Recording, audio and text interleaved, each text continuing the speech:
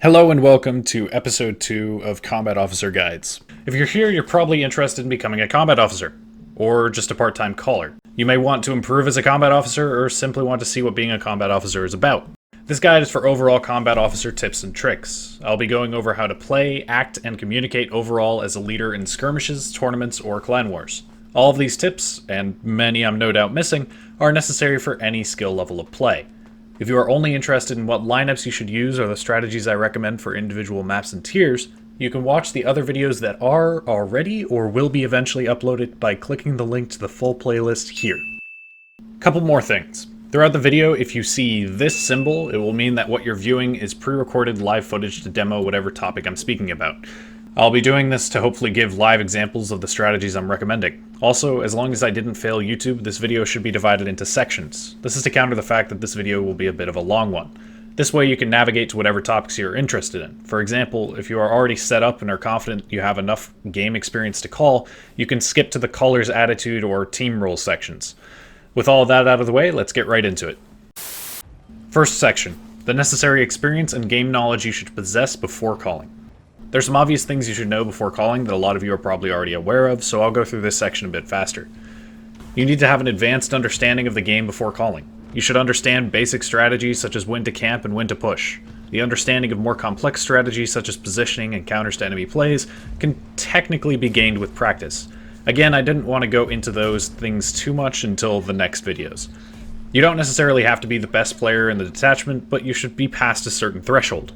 You need to know and understand every tank you may face's strengths and weaknesses. This is so you can apply the tanks that you have to the greatest effect, as well as counter any vehicles the enemy team will bring. You should know the positions of each map that are important to control. You should understand game mechanics such as spotting, bush mechanics, armor effectiveness, differences in shell types, and terrain resistances. This may all seem like overkill, but an uninformed combat officer can be more of a hindrance than a help to the team, as you are taking all of the other players down with you. You need to be good enough to play your game while strategizing for every other player on the team. In other words, you have to be able to play your game without really thinking too much about how you play your own tank. Kind of like how you needed to practice enough driving before talking to people at the same time. You need to master playing the game, shooting, and armor angling without having to think about it. This is because you need to be able to still play your tank while coming up with a strategy for others and communicating that strategy effectively. A lot of this will come with practice, but what I'm trying to say is you should be really good at being able to control your vehicle. Finally, if you are calling for someone else to make a play, you yourself should have done it before and know that works. If you don't understand what you're asking someone else to do, then how can you expect them to follow the instructions successfully?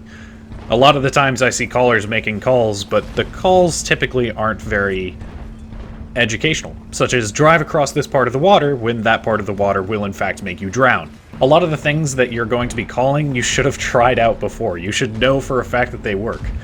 Long section short, you need to have played and understood the game for a long time in order to call effectively. Next up is preparation. If you're sure you have the qualities and experience of a caller, this is what you should have set up before you begin calling. First off, use either Discord or TeamSpeak as a method to communicate with your team through voice.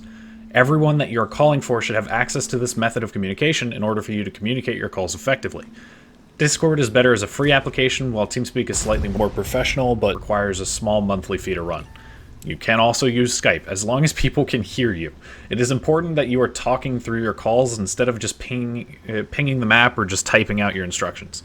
You may get away with simply typing in things like Tier 6 skirmishes, but in higher ranking games, the difficulty scales up with the tier. It is impossible to call fast enough at higher tiers through text. A lot of people ask why one would not simply run in-game chat, and I know a lot of people prefer to run in-game chat. There are a lot of weaknesses to in-game chat, however. First and most basic is that in-game chat is extremely inconsistent. The audio will cut out when going in and out of loading screens, will cut in and out for different people's microphones, and will produce much lower quality audio than other programs. Some people may have in-game chat off, and even if it is active, the volume levels are often far too loud or far too quiet for different people. Another weakness of it is that when you're in a battle, people are able to just join the detachment and then scream into their microphone, and there's nothing you can do because they can just troll you while you're in a game. You should always use voice activation detection instead of push-to-talk.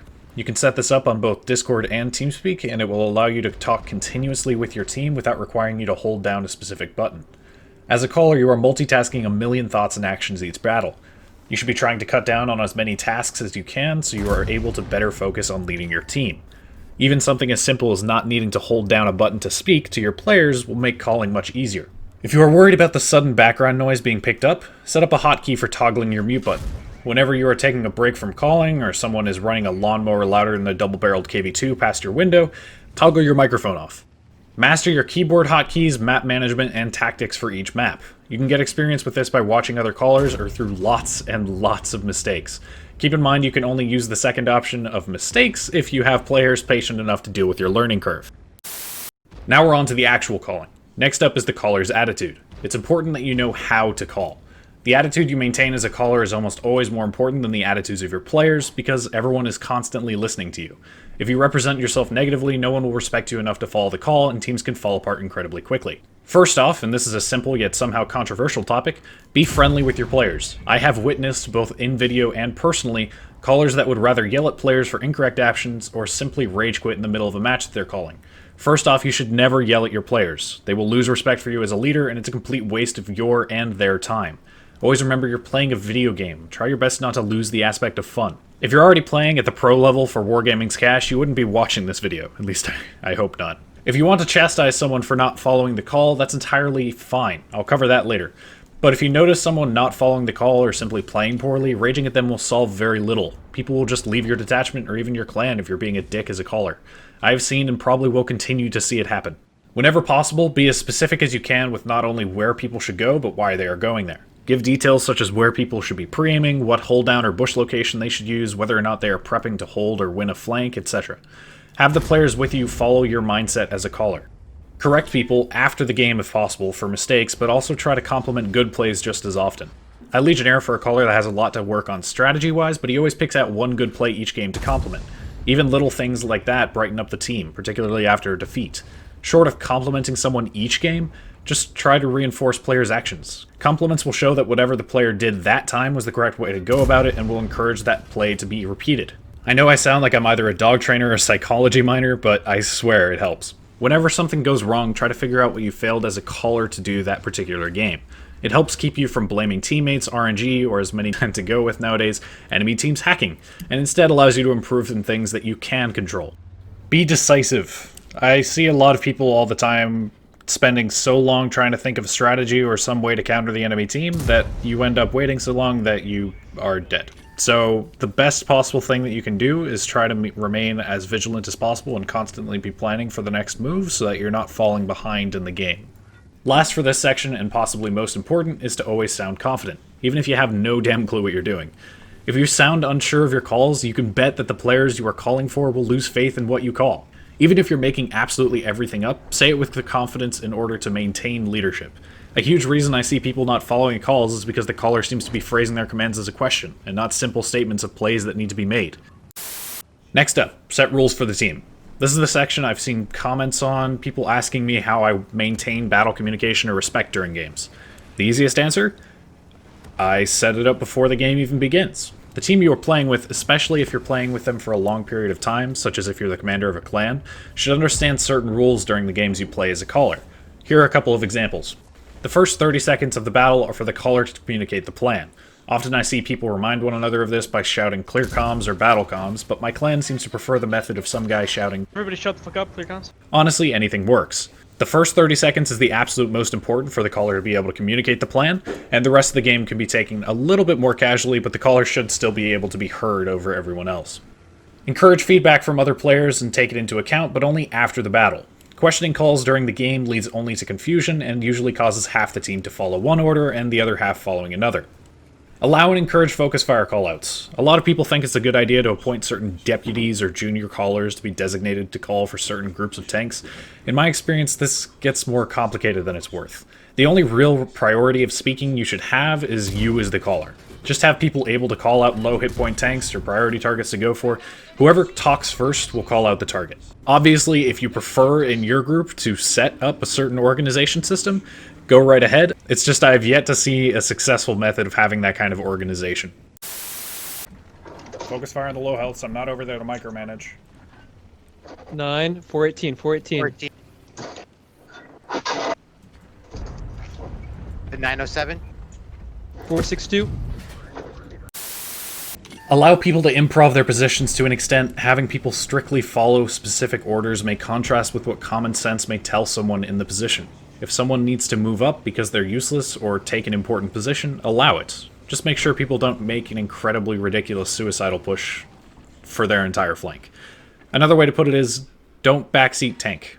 On a personal note, I will almost always forget to call the tank destroyer player that's playing sniper support fire up when we're winning the game, so I usually just leave it to them on their own discretion to figure out when they want to push up. If there is only one player left alive, let them play for themselves.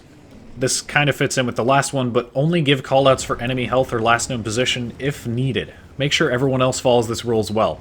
It's much easier to focus without a bunch of other players shouting advice simultaneously, especially when that advice is directly contradicting itself. Do not allow people to call over you. There's one caller in the game, and if you aren't calling throughout the game, then you are already doing it incorrectly. If other people are calling over you, pull them to the side and warn them to stop doing so. If it remains an issue, ask them to mute themselves. Multiple callers does nothing but create confusion. If someone doesn't follow the call, chastise them, but try not to directly insult them. More often than not, it's because there was a misunderstanding or some other issue that prevented the player from hearing the call. Ask why the player missed the call first. If it's because they didn't think it was a good idea, explain that if a call goes incorrectly, then it is entirely the caller's, aka your, fault. Those are the instances you should be taking those failures and finding ways to improve. If not following the call remains a problem, then and only then does it become the one not following the call's fault. At that point, you should consider not having a player like that on your team. Last up is Miscellaneous, also known as things I just couldn't figure out where else to categorize. First off, try to avoid playing with faster tanks as a caller, particularly while you are getting used to calling. The faster you need to be moving, the more effort you'll need to be putting into driving, and typically the more risky you will be playing.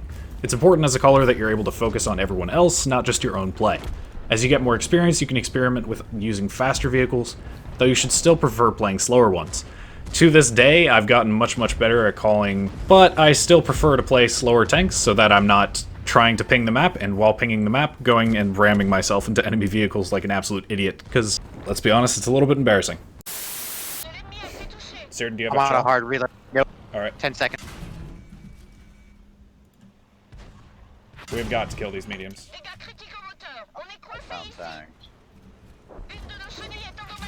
Fuck's sake. I can kill the Pantera. No, I can't. Next up, always carry the artillery strike or airstrike whenever possible. This goes along with playing a slower vehicle, but this will allow you to check the map from a top-down view before dropping it, and you don't have to let another person know they need to drop it before a push or anything like that. It also allows you to see vehicles outside of render range, so you can check both your friendly team's health and the enemy team's health if they're on the opposite side of the map from you. Make sure the people you are calling for respect you as a player and a person, or at least tolerate you. I'm trying to give this tip without having a magical rainbow of friendship show up here, but you get the idea. A group of friends work better together than strangers, and if people don't respect you as a leader, then they will be far less likely to listen to calls. After a battle that requires improvement, let people know how they can improve, and keep in mind how you can improve as a caller. I personally end each game with a note to self of sorts if I realize I made a certain mistake, and resolve to improve it later on. Try to avoid using Legionnaires wherever possible. Legionnaires are far less likely to follow calls than clan members, and are otherwise far less reliable. Some newer clans will need to fill empty spots with Legionnaires, but a majority of the time they will be far less predictable than clan members. Get practice by seeing other callers call. Watch a caller live stream, watch YouTube videos from high-ranking clan battles, or Legionnaire for a good clan in game. I'm not saying you should necessarily check out my Twitch, because if you're playing at the higher rankings with advances and such, there are many more experienced players that are out there that are also streaming on Twitch. I'm not going to sell out my own channel, especially when you can look up people like Dakillzor, who is much better than me at advances and clan wars. If you can call for bad tanks, you can call for anything, so try to practice with bad tanks. This doesn't mean summon the dreaded 7-tog skirmish, but try allowing your players to pick whatever vehicles they want for tiers you're still practicing on. It's good to practice with different lineups so you can make sure you're actually thinking through your calls instead of repeating the same ones over and over, and it also allows you to test out different positions. The faster a tank is, the more you should trust whoever is driving in it to play it correctly. It's very difficult to micromanage fast tanks' positions. Use Stratsketch or WoT tactic, links in the description, to organize your thoughts and explain more complicated strategies before the battle begins. This is not entirely necessary, but it sometimes helps to see everything laid out beforehand. Use map pings. A lot. It is the easiest way to communicate where you want vehicles to locate themselves or move to, or what you want people to be paying attention to. Encourage the use of the help key when spotted or when someone is asking a question such as, "What should I do?" instead of just calling it out. If someone says, "I'm spotted," it's impossible to figure out who it is that said that faster than if they had simply pinged the help key to show their location on the map. Same thing when people are asking, "What should I do?" I'm not able to figure out where people are on the map in a single moment, but if they ping the help key, their icon will flash on the map, allowing me to locate them much faster and give them proper instruction. Just because you call once in the beginning of the game does not mean you are done calling. You should be adjusting as much as possible throughout the game whenever needed. This does not mean micromanage people to the point where you say things like, "Alright, drive into the bush, and take a shot, and drive back out, and drive into the bush." Don't micromanage your players to that extent. You should only be calling for large-scale pushes. I don't want to go too far into this because I will go over it in more specifics in the future videos, but I just want to point that out. Don't be extremely precise with where you want people to go and what you want people to do. Just let them play the game to an extent. You very well may have to change a call completely as a game develops, or even in the very beginning if you see a completely unexpected enemy lineup. Don't be afraid to improvise. Stay aware of the map at all times, and try to keep in mind the health of your team and the enemy team. The team health bar mod can be useful for that. Finally, practice, and more practice. The only way you'll get better at calling is by practicing calling and improving your calling. I've been calling for skirmishes for several years now, and I'm still improving all the time, or at least I hope I am. You should always have something in mind that you can improve on, and that way you can tell that you're always going to be able to, well, improve with each battle. I hope you all enjoyed and that the video helped in some way. I warned you guys it would be a bit of a long one, so don't blame me. As always, comment down below with requests for future videos. Now that we got the overall setup and ideologies out of the way, I can get into the fun stuff. Strategies. Next video will hopefully be the guide to tier 6 skirmishes, and these videos will probably be much more detailed as they are often dependent on maps and various team lineups and all that. Stay tuned for those videos. I'm probably going to be doing a faster video in between these two though, because these take a long time. As always, thank you all for the awesome support. I literally could not prep a 500 subscriber special in time, so I think I'll shoot for a 1,000 sub special. I honestly, in the time it took me to write out in the script and read off of the script that I could not prep a 500 subscriber special in time, I think I'm now up to 560 subscribers. So yeah, it's going pretty quickly. But that's besides the point, I'm kind of rambling. See you guys next time, happy tanking.